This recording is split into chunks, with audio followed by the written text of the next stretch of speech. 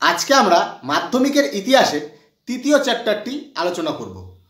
এবার এই তৃতীয় চ্যাপ্টারটি কিন্তু গোটা আলোচনা করব না, এখানকার গুরুত্বপূর্ণ টপিকগুলি আলোচনা করব যেগুলি পরীক্ষায় আসার চান্স খুবই বেশি। একে বলা হয় ওয়ান শর্ট রিভিশন। এই আলোচনাটি ব্রিফে হবে যাতে পরীক্ষায় আসলে তোমরা ঠিকঠাক লিখতে পারো। এটি হচ্ছে রিভিশন পারপাস। সুতরাং তোমরা যারা রিভিশন করছো তারা এই আলোচনাটি শুরু থেকে শেষ অবধি দেখো, বিনা স্কিপ করে দেখো। আমি কথা দিচ্ছি এর দ্বারা তোমরা উপকৃত হবেই হবে। আমি উজ্জ্বল তোমাদের সকলকে স্বাগত জানাই knowledge history and study YouTube প্ল্যাটফর্মে। বিদ্রোহ কাকে বলে? যখন কোনো প্রচলিত ব্যবস্থার বিরুদ্ধে তা পরিবর্তনের জন্য জনতা আন্দোলন করে তাকে বলা হয় বিদ্রোহ। এই বিদ্রোহ কিন্তু দীর্ঘমেয়াদী হয় না, বিদ্রোহ কোনো কোনো সময় দমনও হয়ে যায়। অভ্যুত্থান কাকে বলে? অভ্যুত্থান অনেকটা বিদ্রোহের মতন। যখন প্রচলিত ব্যবস্থার বিরুদ্ধে বা এর পরিবর্তনের দাবিতে জনগণের একটি অংশ এর বিরুদ্ধে আন্দোলন করে তাকে বলা হয় অভ্যুত্থান বা মুভমেন্ট। এবং বিপ্লব কাকে বলে? বিপ্লব হচ্ছে যখন কোনো প্রচলিত ব্যবস্থার বিরুদ্ধে পরিবর্তনের জন্য এবং নতুন ব্যবস্থা প্রতিস্থাপনের জন্য আন্দোলন হয় তাকে বলা হয় বিপ্লব। জিনিসটা এইভাবে বুঝো। এটা মনে করো বিদ্রোহ। বিদ্রোহ কি? বিদ্রোহ হচ্ছে যখন কোনো একটা ব্যবস্থা হইল, এটা মানুষের পছন্দ হচ্ছে না, এটাকে পরিবর্তন করার জন্য আন্দোলন শুরু করলো। যেমন নীল বিদ্রোহ, চুয়ার বিদ্রোহ। এবার এটাকে কি বল? এবার কি? অভ্যুত্থান অর্থাৎ মুভমেন্ট। অভ্যুত্থান কি? যখন কোনো একটা ব্যবস্থা চলতেছে কিন্তু ওই ব্যবস্থাটি কোনো একটি গোষ্ঠীর পছন্দ হচ্ছে না এবং ওই গোষ্ঠী ওইটাকে পরিবর্তন করার জন্য হচ্ছে আন্দোলন করতেছে বা এর বিরুদ্ধে প্রতিক্রিয়া দিচ্ছে, কিন্তু এদের কোনো প্ল্যান নাই যে ওই ব্যবস্থার বিরুদ্ধে ওরা কোন ব্যবস্থা প্রতিস্থাপন করবে। তাকে বলা হয় অভ্যুত্থান। উদাহরণ 1857 বিদ্রোহ। মহাবিদ্রোহ শুরু হয়, এক গোষ্ঠী আন্দোলন করে, ইংরেজকে সাপোর্ট করে, কিন্তু যারা আন্দোলন করে তাদের কাছে কিন্তু ক্ল্যারিটি ছিল না তারা কিসের জন্য আন্দোলন করতেছে। সবাই সবার স্বার্থের জন্য আন্দোলন করতেছে। কেউ কারো রাজ্য বাঁচানোর জন্য আন্দোলন করতেছিল, কেউ কারো পেনশনের জন্য আন্দোলন করতেছিল। কোনো গোল ছিল না ইংরেজদের আমরা তাড়াই নিয়ে আমরা কি স্থাপন করব। ওটা ছিল অভ্যুত্থান। তাই অভ্যুত্থানও দীর্ঘমেয়াদী হয় না, এটা দমন হয়ে যায় যেরকম হয়েছে। সবথেকে গুরুত্বপূর্ণ হচ্ছে বিপ্লব। রেভলিউশন কি? এই যে কোনো একটা ব্যবস্থা চলতেছে এই ব্যবস্থার বিরুদ্ধে এটাকে নির্মূল করা এবং নতুন একটা ব্যবস্থা প্রতিস্থাপন করা। যেমন ফরাসি বিপ্লব, ফ্রেঞ্চ রেভলিউশন, ফরাসি রাজতন্ত্রের পতন এবং প্রজাতন্ত্রের স্থাপন। তোমরা 9-এ অবশ্যই এটা পড়ছো। তাহলে বোঝা গেল বিদ্রোহ, অভ্যুত্থান, বিপ্লব বলতে কি বোঝায়। এইবার অরণ্য আইন কয়টি এবং অরণ্য আইনের শ্রেণীবিভাগ। ইংরেজরা ভারতে আসলো, ভারতে এসে কি দেখলো যে ভারতের বন সম্পদ প্রাকৃতিক সম্পদে সমৃদ্ধ এবং ইংল্যান্ডে এরকম সম্পদ নাই প্রাকৃতিক। এইটাকে ইংল্যান্ডে নিয়ে যেতে হবে এবং নিজেদের ব্যবসার কাজে করতে হবে এবং নিজেদের পয়সা কামাইতে হবে, নিজেদের মুনাফা করতে হবে। এই জন্য তারা ফোন দিয়ে আটলো। কারণ কি? এই বন জঙ্গলে কারা বসবাস করতো? আদিবাসীরা। এদেরকে তো সরাইতে হবে। ওর জন্য তারা 3টা আইন নিয়ে আসলো। এবার প্রথম আইন আসলো কবে? 1865। দ্বিতীয় আইন আনলো কবে? 1878। তৃতীয় আইন আনলো কবে? 1827। এই যে 1865, এই 65 আইনে প্রথমে কি করলো? বনকে সরকারি সম্পত্তি ঘোষণা করে দিল। অরণ্য সরকারি সম্পত্তি। 2, অরণ্যকে সংরক্ষণ করতে হবে, অর্থাৎ অরণ্য কাটা যাবে না, অরণ্যতে বসবাস করা যাবে না, চাষবাস করা যাবে না, তাহলে অরণ্য ধ্বংস হচ্ছে। কারণ কি?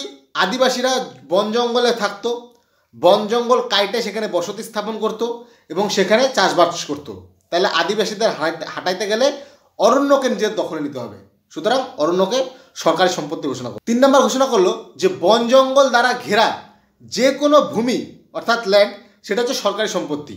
মানে যতদূর বন জঙ্গল আসে সব সরকারি সম্পত্তি। এবার এইখানে 78 যে আসলো, 78 সেম ঘোষণা। এই যে এই ঘোষণাগুলোকে আরো দৃঢ় কর্তৃত্ব করলো এবং আদিবাসীদের তাদের বাড়িঘর ধ্বংস করে দিল, বললো এখান থেকে ভাগো, তাদের ঘরবাড়ি উচ্ছেদ করে দিল। এইবার 1927-এ আরো 3টা আইন ঘোষণা করলো। বনকে সংরক্ষিত ঘোষণা করলো, সুরক্ষিত ঘোষণা করলো এবং গ্রামীণ অরণ্য ঘোষণা করলো।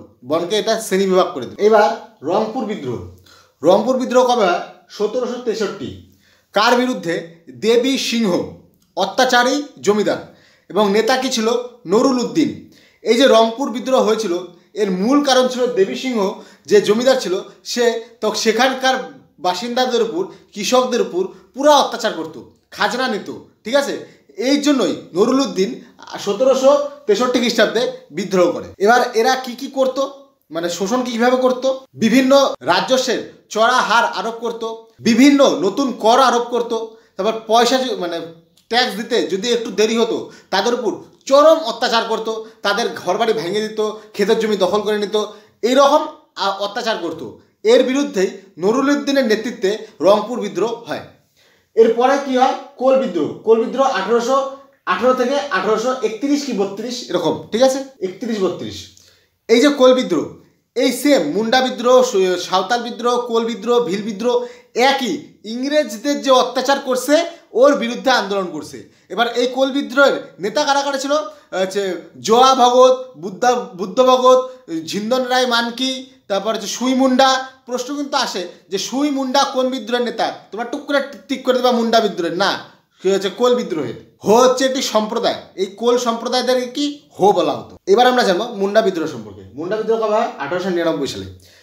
এই মুন্ডা বিদ্রোহের কিছু গুরুত্বপূর্ণ টার্ম রয়েছে, মানে অর্থাৎ মুন্ডা বিদ্রোহের সাথে যুক্ত কিছু গুরুত্বপূর্ণ টার্ম রয়েছে সাঁওতাল বিদ্রোহের মতন, সেগুলি জেনে নাও।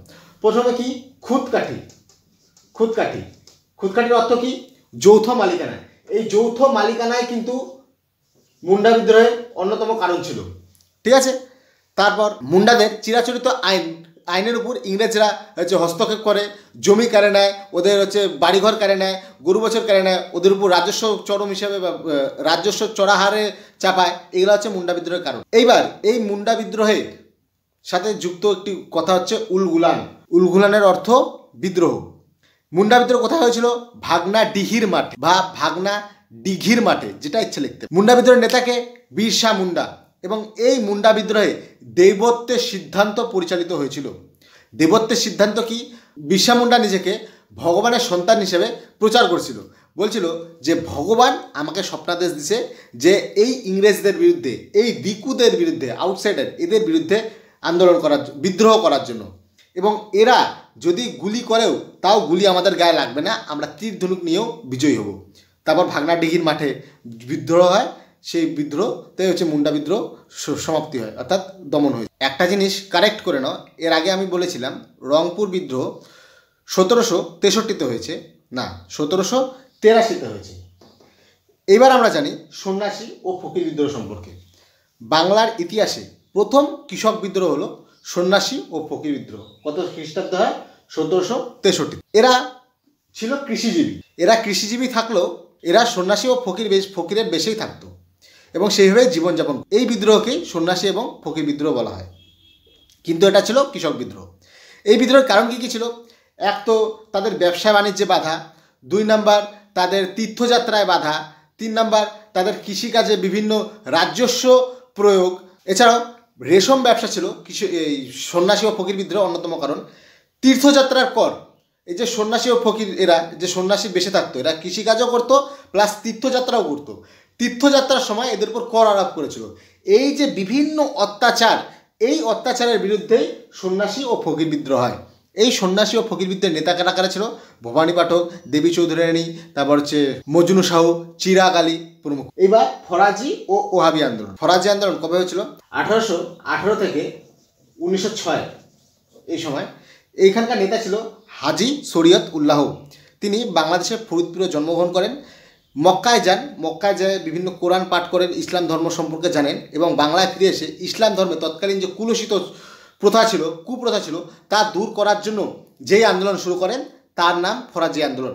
এবং তিনি দার উল হারব তৎকালীন ভারতকে বলেছিলেন, কারণ কি শত্রুর দেশ ইংরেজরা ভারতে আসছিল, তাই একে বলেছিল দার উল হারব। হাজি শরীয়ত উল্লাহর পর ফরাজি আন্দোলনের নেতৃত্ব দেন দুদু মিয়া। প্রথমে এই আন্দোলন ধর্মীয় আন্দোলন হিসেবে শুরু হলো, পরবর্তীতে এটাই ইংরেজ বিরোধী আন্দোলনে পরিবর্তিত হয়। ঠিক আছে, দুদু মিয়ার পর নেতা দেন তার ছেলে নোয়া মিয়া। এই দুদু মিয়া দুর্ধর্ষ লেঠেল বাহিনী বা লাঠিয়াল বাহিনী গড়ে তোলেন এবং হচ্ছে ইংরেজদের বিরুদ্ধে বিদ্রোহ করেন।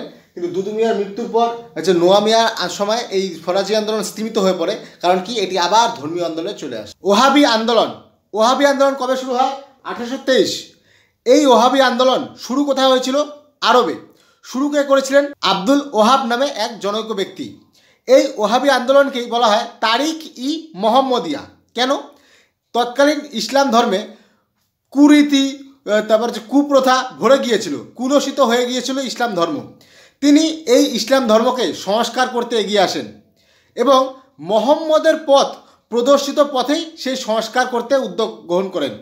তাই এই আন্দোলনকে তারিক ই মোহাম্মদিয়া বলা হয় এবং তার এই সংস্কার আন্দোলনকে বলা হয় ওহাবি আন্দোলন। তার এই ধর্মমতকে বলা হয় ওহাবি ধর্মমত। ভারতে এই ধর্মমত প্রচার করেন দিল্লির মুসলিম সন্ত শাহউল্লাহ এবং তার পুত্র আজিজ। কিন্তু ভারতে প্রকৃতভাবে ওহাবি আন্দোলনের শুরু করেন তিনি হলেন সৈয়দ আহমেদ। ভারতে এই ধর্মমত প্রচার করেন, কিন্তু বাংলায় এই ওহাবি মতের শুরু কে করেন তিতু মীর।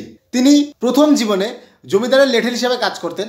তারপর তিনি আরবে গেলেন, সেখানে সৈয়দ আহমেদের সাথে পরিচিত হলেন এবং ওহাবি মত গ্রহণ করলেন। বাংলায় আসলেন এবং তিনি এই মত প্রচার করা শুরু করলেন। এই সময় থেকে তিনি জমিদারদের বিরোধিতা, তারপর হচ্ছে ইংরেজদের বিরোধিতা করা শুরু করেন। তিনি নারকেল বেরিয়া গ্রামে নিজের সাম্রাজ্য ঘোষণা করেন এবং বাঁশের কেল্লা তৈরি করেন। তিনি সাধারণ মানুষকে বলেন যে কোনো ট্যাক্স দিতে না জমিদারদের, তাকে সব ট্যাক্স দিতে, এবং নিজেকে বাদশাহ ঘোষণা করেন। এরপর ইংরেজদের সাথে তার যুদ্ধ হয়। এই বিদ্রোহ বারাসাত বিদ্রোহ নামে পরিচিত এবং ইংরেজরা কামানের গোলায় বা তিতুমিরের বাঁশের কেল্লা ধূলিসাৎ করে দেয় এবং এই সময়কার ভারতের গভর্নর জেনারেল ছিলেন লর্ড বেন্টিঙ্ক। চুয়ার বিদ্রোহ দুটি পর্যায়ে হয়। প্রথম পর্যায়ে 1766-67, দ্বিতীয় পর্যায়ে 1798-99। এই যে চুয়ারা ছিল, চুয়ারা উপজাতি গোষ্ঠী ছিল, মেদিনীপুরে বসবাস করত। তারা কৃষিকাজ করত, তারা পশু শিকার করত, তারা জমিদারদের আন্ডারে পাইক বা সৈন্য হিসেবে কাজ করত। ইংরেজরা আসলো, তাদের উপর নানা কর চাপালো, তাদের অত্যাচার করলো, তাদের জমি কেড়ে নিল, এইভাবে তাদের উপর অত্যাচার করা শুরু করলো এবং তারা বিদ্রোহ করা শুরু করলো। প্রথম বিদ্রোহ হয় ধোলভূমের রাজা জগন্নাথ সিংহের নেতৃত্বে। তিনি চুয়ার জনজাতিদের একত্রিত করেন এবং বিদ্রোহ ঘোষণা করেন, কিন্তু এই বিদ্রোহ দমন করা হয়। পরবর্তী বিদ্রোহের নেতৃত্ব দেন রানী শিরোমণি। মনে রাখবে, তাকেই বলা হয় মেদিনীপুরের লক্ষ্মীবাই। এই রানী শিরোমণিও চুয়ারদের একত্রিত করে ইংরেজদের বিরুদ্ধে যুদ্ধ ঘোষণা করে। তিনি মোটামুটি সাফল্য অর্জন করে গিয়েছিলেন। ইংরেজরা তার বিদ্রোহ দমন করে এবং রানী শিরোমণি মৃত্যুবরণ করে। এইবার সাঁওতাল বিদ্রোহ কবে হয়? 1856 খ্রিস্টাব্দে, 55-56। এই সাঁওতালরা ছিল ছোটনাগপুর মালভূমির উপজাতি। এই যে ইংরেজরা আসলো, তাদের অরণ্য আইন চাপাইলো, তাদের জমি দখল করলো, ঠিক আছে, এইভাবে তাদের অত্যাচারিত করা শুরু করলো। এই সাঁওতাল বিদ্রোহের সাথে কয়েকটি টার্ম খুব গুরুত্বপূর্ণভাবে জড়িত বা ওতপ্রোতভাবে জড়িত, যেরকম একটি হচ্ছে কেনারাম। এই যে কেনারাম কি? কেনারাম ও বেচারাম, এগুলো হচ্ছে এক প্রকার বাটখারা। কেনারামের ব্যবহার কীভাবে হতো? যখন ব্যবসায়ীরা, বহিরাগত ব্যবসায়ীরা সাঁওতালদের কাছ থেকে কিছু কিনতো, ধরো কৃষিজ পণ্য কিনতো, তখন যেই দামের কৃষিজ পণ্য, যেই ওজনের কৃষিজ পণ্য কেনার কথা ছিল, তার থেকে বেশি ওজনের কৃষিজ পণ্য কিন্তু কম দাম দিয়ে। ব্যাপারটা এরকম, যদি 1 কেজি জিনিস কিনতে হইতো, তাহলে 5 কেজি বাটখারাকে 1 কেজির নামে চলাই দিত। কে চলাইতো? ব্যবসায়ীরা। তাহলে সাঁওতালদের কাছ থেকে 1 কেজি দামের 5 কেজি মাল কিনতো, তাহলে সাঁওতালদের ঠকাই দিল। এবার সেম বেচারাম। এইবার সাঁওতালরা ধরো ব্যবসায়ীদের থেকে কিছু কিনবে, চাল, আটা, চিনি, যা ইচ্ছা কিনবে। তখন যে ব্যবসায়ীরা ধরো 1 কেজির মাল বিক্রি করবে, তাই তো?